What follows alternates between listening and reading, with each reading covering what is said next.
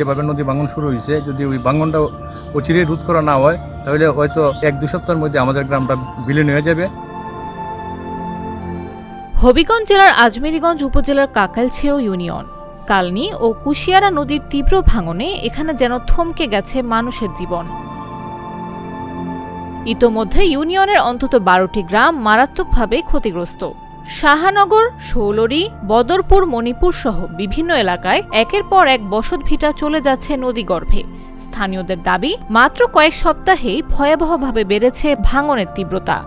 আমরা জায়গা জমি নাই, আমরা একবার গরিব মানুষ, আমরা সাধারণ 200-300 যাওয়ার জন্য আছে ওইটা দিন নেই যাচ্ছে আমরা একবারে বাদ অঙ্গা করে গল লই লিছে ঘরে দাঁড়ে করে আইছে নদী ভাঙিয়া অঙ্গা আমরা কি করি কই থাকতাম অন্ত এই চিন্তা জানবাছে না বাঙ্গুনি মনে করো রাখিয়া থাকা মানে আমরা গরিব মানুষ কিভাবে আমরা থাকবো, বাড়ি ঘর নাই।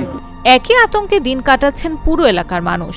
প্রায় 4000 পরিবার এখন বাস্তুহারা হওয়ার ঝুঁকিতে। স্থানীয়রা বলছেন, অপরিকল্পিত বাঁধ ও কার্যকর উদ্যোগের অভাবে ভাঙন আরও ভয়াবহ রূপ নিচ্ছে।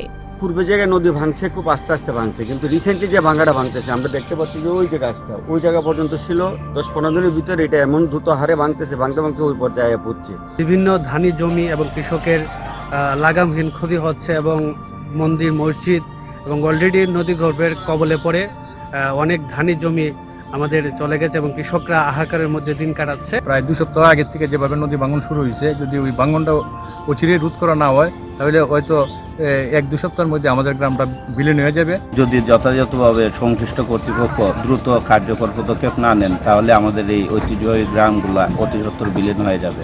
নদী ভাঙন রোধে ইতোমধ্যে প্রকল্প গ্রহণের কথা জানিয়েছে পানি উন্নয়ন বোর্ড, তবে কাজ শুরু না হওয়ায় আতঙ্ক আরও বাড়ছে। বর্তমানে দরপত্র মূল্যায়ন প্রক্রিয়াধীন রয়েছে, অতি দ্রুত ঠিকাদার নিয়োগ করে কাজ শুরু করা হবে।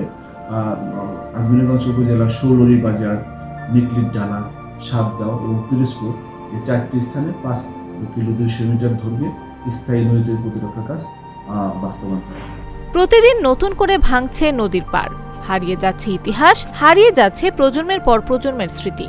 স্থানীয়দের একটাই দাবি, দ্রুত কার্যকর পদক্ষেপ না নিলে এই জনপদ আর মানচিত্রে খুঁজে পাওয়া যাবে না।